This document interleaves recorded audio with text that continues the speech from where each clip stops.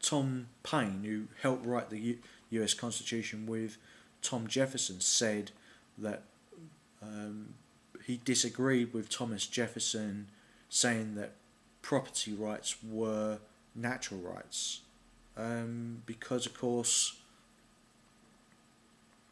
it blurs the line between liberties, and and also equality. Thomas Jefferson wanted property rights to be put in to bring about a balance between liberty and equality, which is also what Thomas Paine wanted. But although they were both Enlightenment Epicureans, taking that philosophy from the ancient Rome, and also the Stoic idea of reason, virtues, living the virtuous good life, the dolce vita, or and also the balance between liberty and equality under a legal system that reflected consent and rationality. They didn't agree on property rights being natural rights, which is why you have property laws governing them, in the United States and in other places, and that is why they're not in the U.S. Constitution. Although some people want them to be, because if you have an unequal system, which is much more unequal than the founding fathers lived in or wanted, then people are actually entrenching their right to own more property than they can actually ever use or want to use, and that, of course, that then brings about problems in society of defining whether somebody really wants to use something or not. I mean, you could to alleviate poverty, people who are living in third world conditions, starving to death on US streets. You could put a tax on goods that are stored in storage, because of course, as US houses have doubled in size, the actual goods that people own have actually quadrupled. And that's why a lot of US households have half or 2/3 of the property objects that they own in storage. So putting a tax on storage would make people release those good objects that they really didn't want to use or ever use, to release them onto the market, which will reduce the price of those goods, so that other people who are who are in a less economically viable position could buy them cheaply and use that utility, and that would then reduce the entire amount of inflation in the economy, which would make food cheaper for people who might get some money from doing menial jobs or begging or whatever they can, who are homeless, and thus raise them up. There is always that problem in the United States because of taxation being associated to tyranny from the crown about imposing any new taxes, which is why the US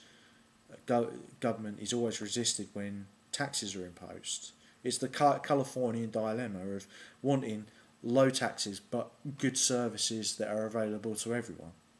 and not wanting to pay for either.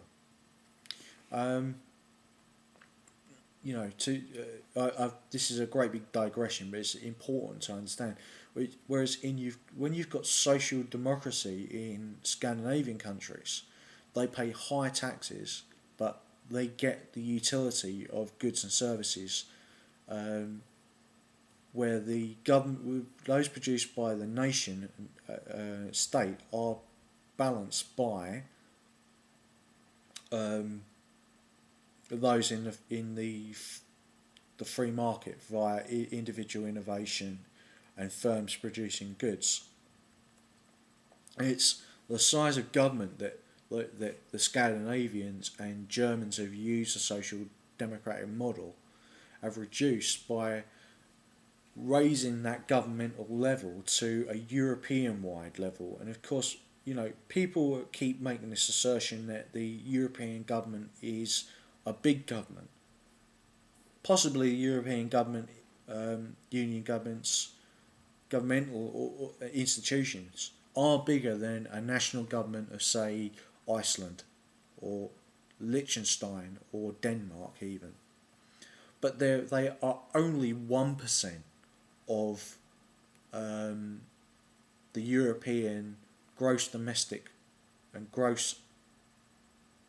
national product, whereas the United States government is, although it only produces half the economic output of the European Union, has fluctuated between 12 to 27% of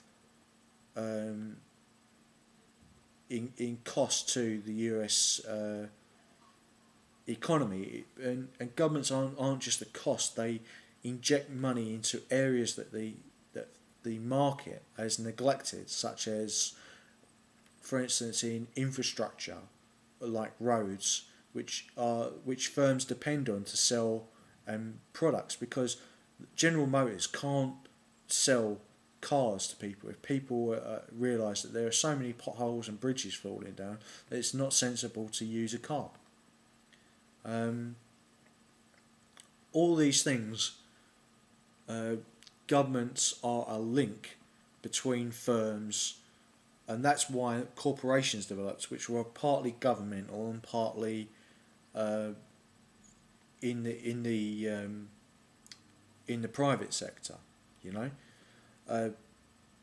That was done for either selfish or altruistic reasons, take your pick, and obviously there's problems with corporations being entities, but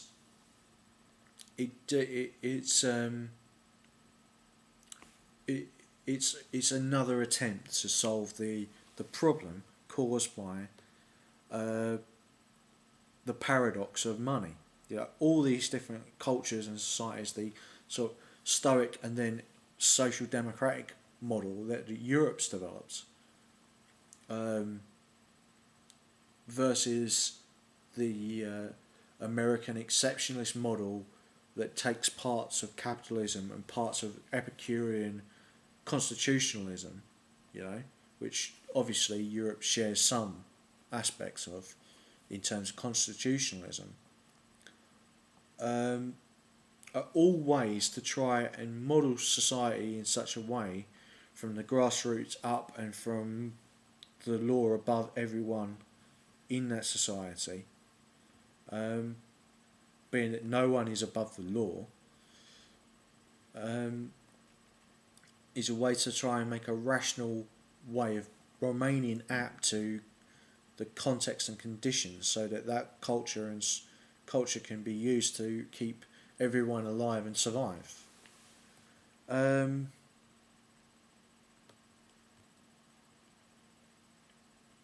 So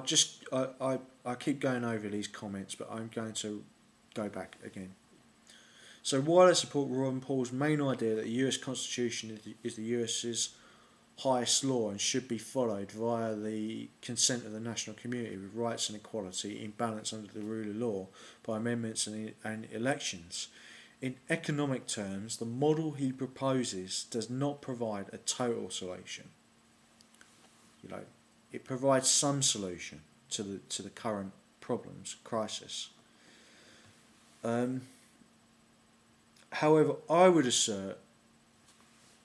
the empirical evidence that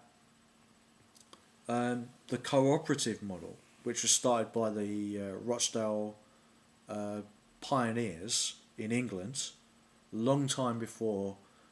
Marx tried to change the meaning of what it meant to be socialist to what he wanted, which was to co-opt socialism to get the high point of capitalism, if ever there was a pure contradiction there. It's of course parasitical capitalism that he wanted is going to select those individuals which are most parasitical and most likely to corrupt and dominate society to survive.